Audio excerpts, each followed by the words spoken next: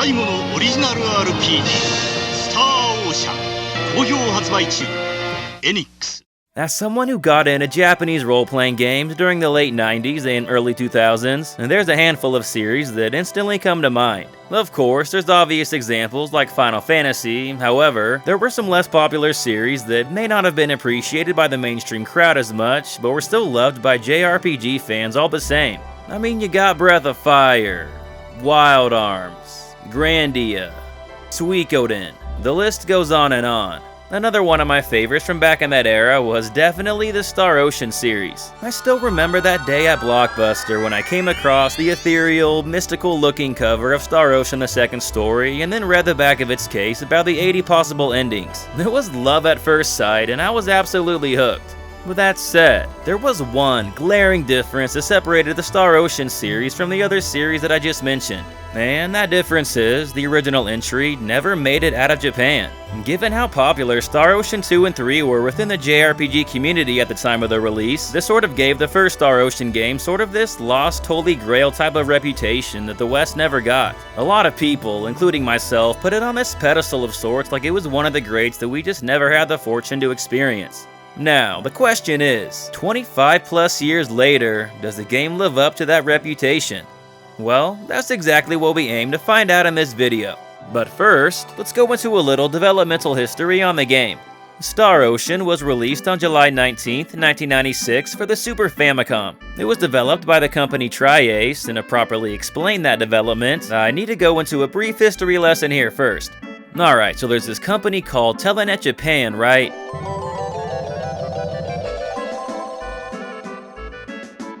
In that company, there was a subsidiary called the Wolf Team. They developed all types of random games at first, but not really RPGs. They never really saw a lot of success, unfortunately, so after some restructuring within Telenet in 1993, a lot of people would leave the Wolf Team, only leaving a handful left. Of these remaining members, there were three very important names. Those were programmer Yoshiharu Gotanda, designer Masaki Norimoto, and director Joe Asanuma. Yeah, I'm just gonna apologize once for any name mispronunciation in this video. I'm sorry. Anyway, for the next game, the remaining members of the Wolf Team decided to set their sights on an RPG. They wanted to approach Enix as a publisher, however their parent company, Telenet Japan, took matters into their own hands and struck a deal with Namco instead. Apparently, Namco wanted to change a lot of things about the game, like changing the title from Tale Fantasia to Tales of Fantasia, and many others. This ended up causing a lot of conflict and dispute within the company, so after the release of Tales of Fantasia, a lot of the Wolf Team would go off to form their own team, Tri-Ace. This included Yoshiharu, Masaki, and Joe that I mentioned earlier. Three aces of the Wolf Team, hence the name Tri-Ace. Because these three worked on Tales of Fantasia, naturally a lot of elements from that game made it over to Star Ocean. Well, I guess it was actually just Yoshiharu and Masaki that played huge roles on that game, as Joe ended up being replaced as the director, which is also part of the reason of why they left to form their own company, Tri-Ace. That aside though, a lot of the same team from Tales of Fantasia did indeed work on Star Ocean, which is why the games have an abundance of similarities between them. As is obvious to tell by the footage, graphically and presentation-wise, the games look extremely similar. They sound pretty similar as well, as Motoi Sakuraba would compose the OSTs for both games. The concept of time traveling is also prevalent in both game stories. Not only that, but they also incorporated unique forms of action RPG combat combined with more traditional JRPG exploration. However, while the battle systems were pretty similar in nature, their execution was quite different. Tales of Fantasia's battle system was strictly 2D, allowing the player to move only left and right, whereas in Star Ocean's battle system, you could also move up and down. Combat wouldn't be the only aspect that Star Ocean would expand upon. Some of the designers on Tales of Fantasia felt that the item and skill systems were a little bit too generic, so they wanted to deepen those mechanics for Star Ocean and flesh them out quite a bit more. What was also expanded upon was, well, the entire cartridge itself. Along with Street Fighter Alpha 2, Star Ocean is one of the only two games on the Super Famicom to make use of the SDD1 chip. This compressed the game's graphics and map data, allowing it to store more than any other RPG on the system. It also featured a flexible voice driver which allowed for voice clips at the beginning of the game and during battle. So yeah, graphically, audibly, and data-wise, Star Ocean pushed the console to its absolute limits. There would not be a stretch to call this the most technically impressive game on the entire system. Unfortunately, like I mentioned earlier in the video, due to poor sales, Enix had stopped publishing games in the West by this point, so Star Ocean never made it out of Japan. Well, until the PSP remake in 2007 using Star Ocean 2's engine, but this video is not about that version, just the OG only. While the OG never got an official English release, it did get a fan translation many years ago by the team DJAP. That's the version I'll be playing for this video. Alright, extremely convoluted developmental history aside, let's take a deep dive, nostalgic look back at where the Star Ocean series began. This, my friends, is a retrospective over Star Ocean.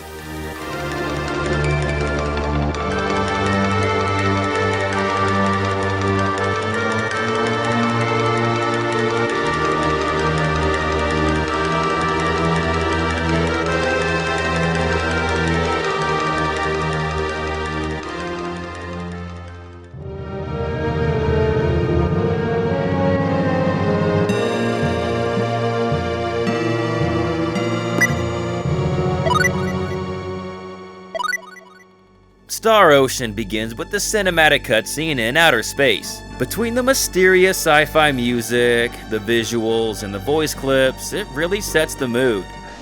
Captain, we've just picked up a huge amount of unidentified energy. Where? The sci-fi setting comes on really strong here. I love it. I do wish it would remain more prevalent later on, but more on that later. After some events transpire, the scene then ends with the narrator saying the name of the game, which always makes me think of that one Family Guy clip. People say the universe is a star ocean. He said it! He said it! Yeah, I know it's cool to hate on Family Guy these days, but I'm not gonna act like I didn't watch it all the time as a kid. Anyway, the game then cuts over to a peaceful little town where we meet the hero of our journey, Radix, and his friend Dorn. They reaffirm how peaceful Kratos is before Dorn starts talking shit on this chick named Millie, only for her to walk in behind him and give him an appropriate response. This is a good time to point out that I really like how the game gives a lot of personality and flavor to dialogue by them inserting those little speech bubbles that signify the character's mood and tone. Little touches like this go a long way. Another small touch I like are the item icons that pop up when you open a treasure chest. They didn't need to do this, but they did, and that's cool. Anyway, some bandits then attack town, and who better to handle it than a few kids who aren't even 20 years old yet. This allows you to get familiar with the battle system, which I'll go into more detail on later. For now, just mash A to win, and these bandits drop faster than my self-esteem in 7th grade when I got my first girlfriend only to get dumped later that same day. And after your group of teenagers commit multiple acts of murder... Because it's something we do. Right, it's just something we've done. Yeah, some peaceful town, alright. The scene then pans over to later that night. Your mom makes you guys some tea while everyone's having a jolly good time, reminiscing on the violence and bloodshed from earlier. Well, except for Radix sulking in the corner, reflecting on life's sins, that is. Millie asks him why he's not in a more cheerful mood, and it's like, gee, I don't know. Maybe because my hands are now stained with many a men's blood and I'm hanging out with two sociopaths who casually laugh it off. And jokes aside, your friends then part ways and Radix catches some Z's.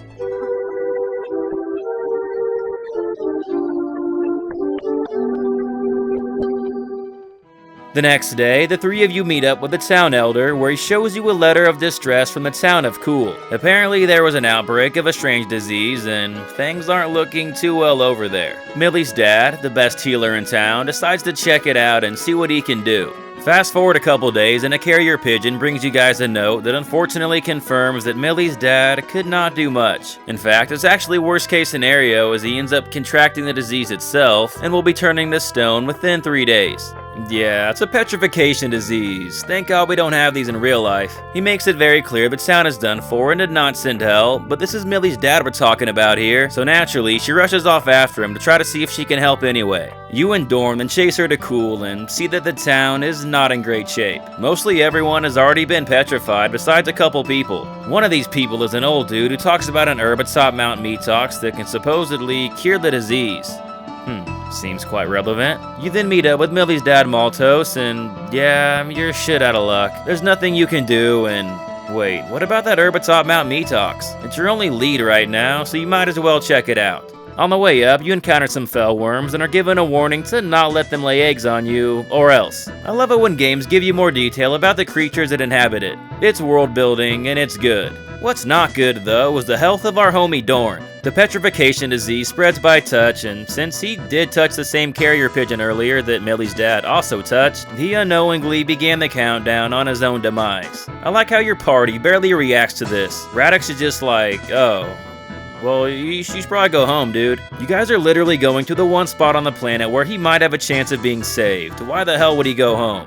Anyway, you finally make it to the top and, aha, there's the herb. Before you can get the herb, two mysterious people then teleport in front of you. They introduce themselves as Ronixus and Iria, two humans from a place above the sky. That reminds me, I forgot to mention earlier that Radix, Millie, and Dorn are what the game calls Felpools, basically just a race that has tails. Ronixus and Iria tell us that the disease is actually a product of a chemical weapon used by the planet Razonia that they're currently at war with. Unfortunately, they also tell us that no cure for the disease exists on this planet. However, they may be able to help us if we go with them. Really having no other option, you all agree to go. You're transported to a high-tech spaceship where a doctor then sees Dorn. You have some time to kill while you wait, so Iria gives you a tour around the ship. Quick tangent, when you go to the virtual reality room, Iria mentions how it can make any reality appear, however most people just use it to reminisce on where they grew up. I found that to be a surprisingly deep and somewhat poetic line about human nature as we get older. Just wanted to point that out. We meet back up with the doctor and he tells us if we can find the original host of the disease, we can save Dorn. However, before we can do that, we have to take care of some identified life forms that made their way onto the ship. Remember those fellworms from earlier and how the game warned you to not let them lay their eggs on you? Well, they did, so now you gotta go slaughter some younglings Anakin style. Through the fight, we're able to find out that people from planet Roke like Radix and Millie have a different blood type that allows them to see some things that others cannot. This also means their blood has an invisibility aspect to these other beings and is starting to make sense why Razonia would want to turn the entire planet of Roke into stone. If they could harness that invisibility in some way, the benefits would be obvious. Before everyone finishes theorizing, we get a notification on Dorn. He's about to petrify completely, and even though he can still be saved after that happens, just in case they can't find a serum, he asks if he can spend his final moments in his own bed. They acknowledge his request, transport him there, and Dorn quote-unquote dies. Sad scene. Alright, now we're back on the ship and get approached by an unidentified ship that was initially invisible to everyone else besides Radix and Millie. Wonder where they got that technology from. Surprise, surprise, it's Razonia. However, they say they mean no harm and want to meet up. Apparently, it wasn't them that launched the chemical weapon on Roke, but instead this other, really advanced civilization from the shadows. Their motives are unclear, but what is clear is that in current time, there's no way to cure the disease. There is no original host because the disease actually originated 300 years ago on planet Roke, and that shadow organization captured it then. All hope seems to be lost, and your squad ain't happy.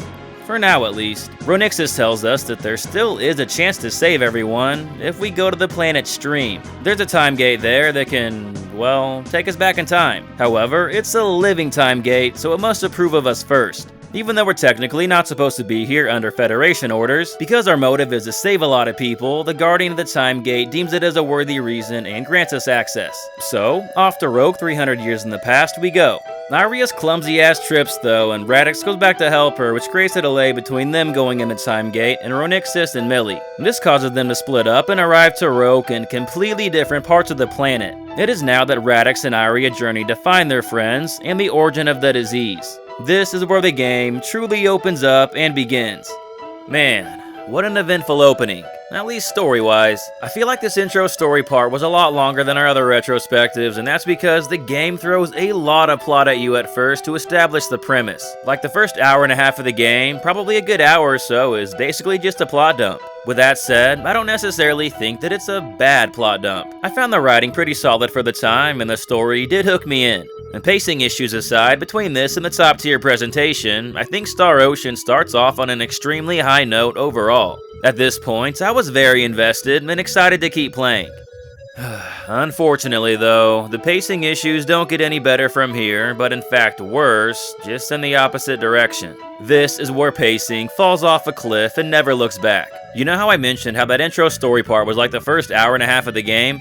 Well, it's also like 90% of the game's overall story. Okay, that may be a bit of an exaggeration, but not by much. In a 20 to 25 hour game, you can see how this could be an issue. There's some small bits of plot around recruiting characters, and of course when you meet up with your friends again, but besides these parts, the story doesn't really pick up again until the last couple hours of the game. A very big chunk of the game just consists of you finding your friends and going on a giant fetch quest given to you by the various kingdoms. With these segments taking so long and me playing the game over a month or so, I honestly forgot the main goal and what I was even doing after a while. By the end of the game, I was pretty checked out and not really that invested anymore. It's a shame too, because it starts off so strong. It just never reaches that full potential that the opening act sets up. A big reason for this is the uneven pacing. It leans too much into the plot at first and then way too much into the gameplay after that, while never finding that balance. What also doesn't help the pacing is the plethora of backtracking. Unlike other JRPGs around that time, there is no world map in Star Ocean, and instead it's all interconnected areas.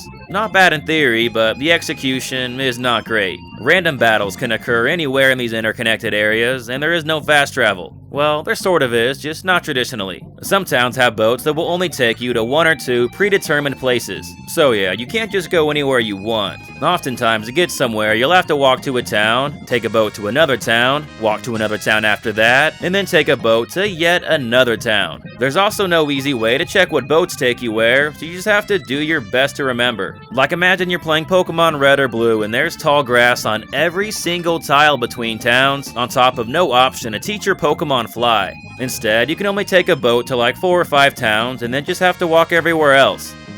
That would suck, right?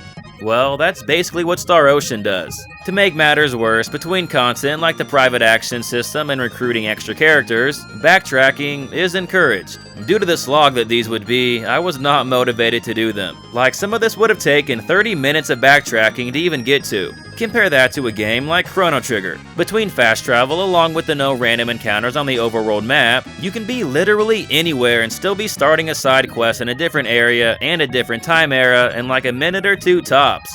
This is the night and day difference. Chrono Trigger is considered the gold standard for JRPG pacing, so it may not be fair to compare it to that, but it does make me appreciate that game's pacing even more than I already do.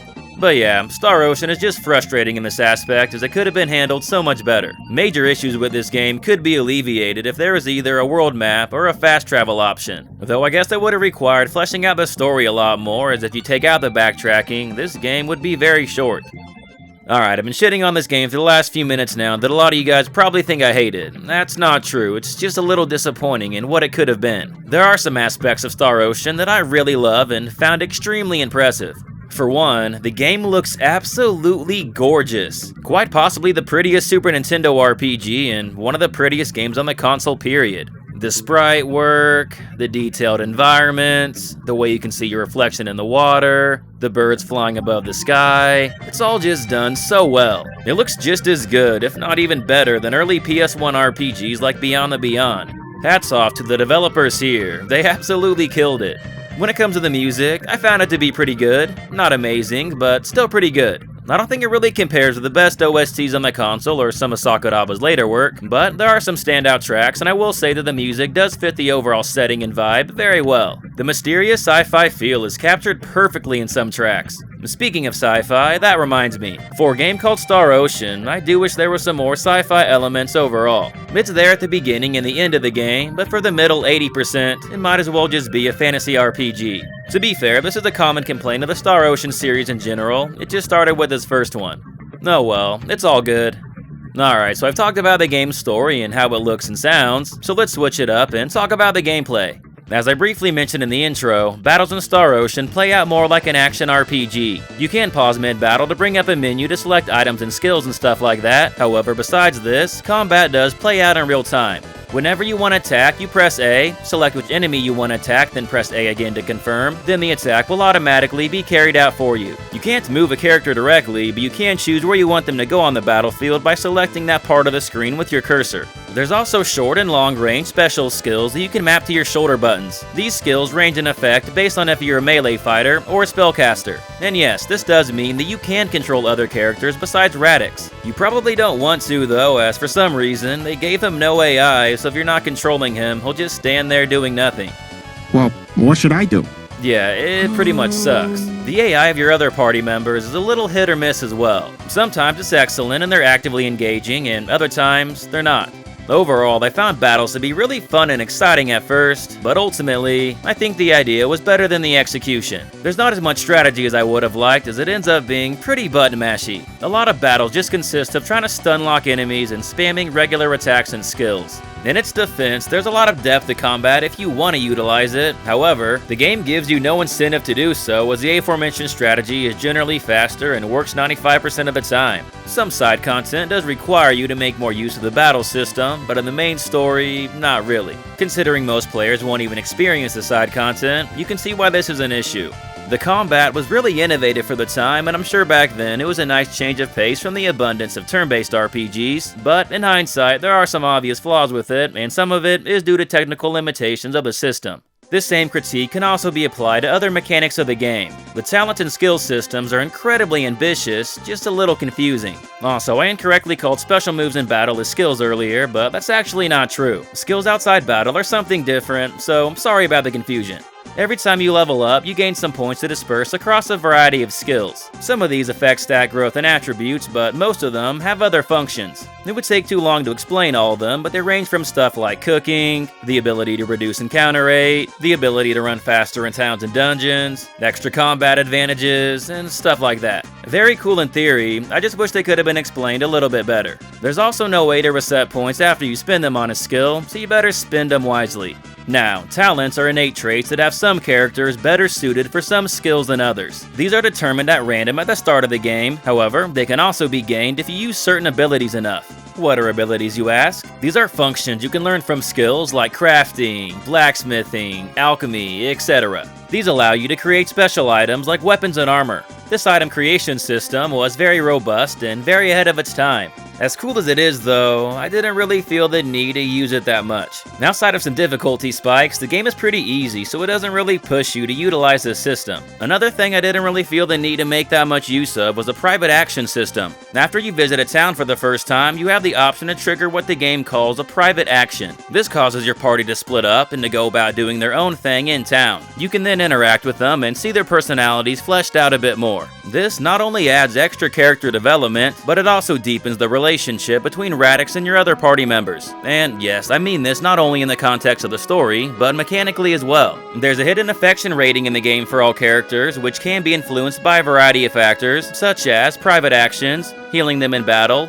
fighting bosses with them, and many more. This can determine some extra dialogue you get throughout the game, as well as slightly alter some scenes in the epilogue. This also allows party members that have high affection with each other to help them out during battle. Really cool that this is here, but again, I didn't bother with it too much. Like I mentioned earlier, a lot of private actions are a bitch to even start due to all the backtracking. This sucks because private actions are key in fleshing out the characters. Without these, most of your party members get very little development throughout the game. The characters feel very hollow and one note without them. A real shame too, because between the diverse races you get in your party, there's a lot of interesting dynamics that could have been explored more. Which, speaking of characters, I haven't even addressed the elephant in the room yet. Star Ocean has a lot of party members, and most of them are optional. There are 4 mandatory party members, and the other 7 are optional, requiring different criteria to recruit. You can only have 8 characters max on any given playthrough, and some characters cannot be recruited if you recruit other characters, so yeah, it's impossible to get them all in one playthrough. This is cool in theory and does encourage replayability, but the requirements for getting some of these characters can be pretty confusing.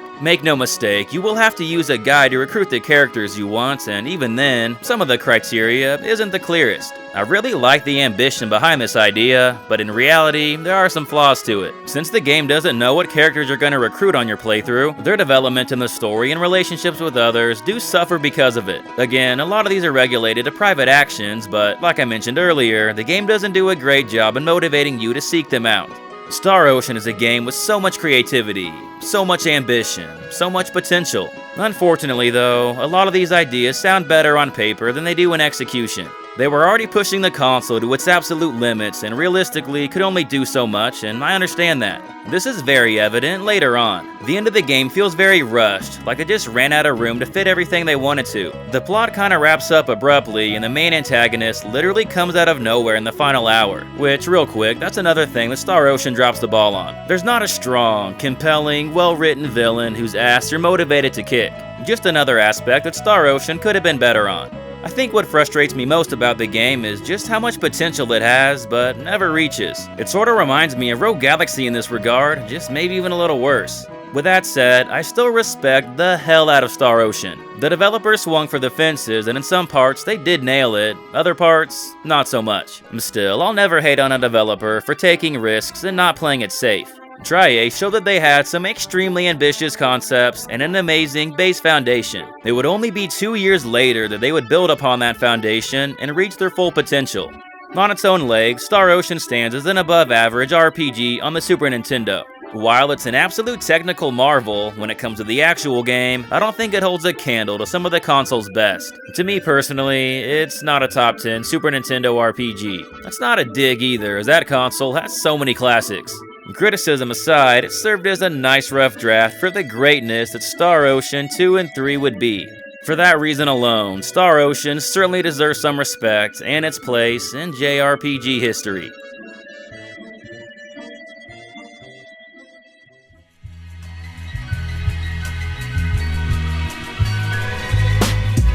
Alright, and that about wraps up this retrospective. Thanks for watching, everyone. We hope you enjoyed it. If you did, please either consider hitting that like button or subscribing to the channel if you haven't already. With Star Ocean 6 coming out later this month, I thought it was a good time to get out some Star Ocean content, as well as see where the series all began. I have a lot of great memories with the franchise, especially the second entry, as that's one of my favorite RPGs of all time. We do have a complete series overview coming out sometime soon, similar to our Tales of video last year, so be on the lookout for that one. How do you guys feel about this first Star Ocean though? I know with this version being a Japanese exclusive, not as many people have played it, but for the ones that have, I'm curious to know what you guys think. If I'm being totally honest, while I did enjoy some aspects, if not for the channel, I probably would have put this one down before the end. Out of all the retrospectives we've made on the channel so far, this might be my least favorite game yet. I definitely didn't hate it, I was just a little disappointed. Let us know your opinion in the comments below though. And as always, just want to give a huge thank you to our Patreon supporters, and an extra special shout out to our top patrons, Jesse, Spencer, and Jumprock. All of your support and generosity is very much appreciated. Other than that, thanks for watching everyone, and hope you have an awesome day. This is Corbin from Gaming Productions. Until next time.